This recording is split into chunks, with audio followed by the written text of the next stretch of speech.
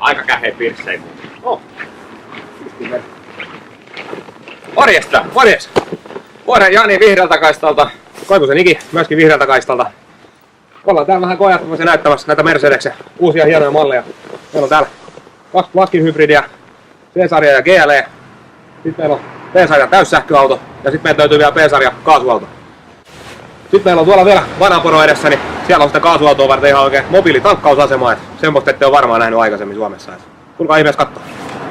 Hei, sit ketä tää on mahdollistanut? No Hulluporo tietysti, Hullusporossa ollaan, Respasta löytyy meidät ja muitakin löytyy. Ja muitakin löytyy tietysti. Ja sitten Plugit Finland, Kasum yhteistyössä Vihreäkaista palvelu, vihreäkaista.fi. Sieltä löytyy lisätietoa koko tapahtumasta, mitä täällä tehdään ylipäätään. Ja sitten tietysti V-Traffic, Loiste Energia ja ketkä autot nyt tietysti tuonut, niin Mercedes-Benz. Yes. Meillä lentää, tulkaa koeella.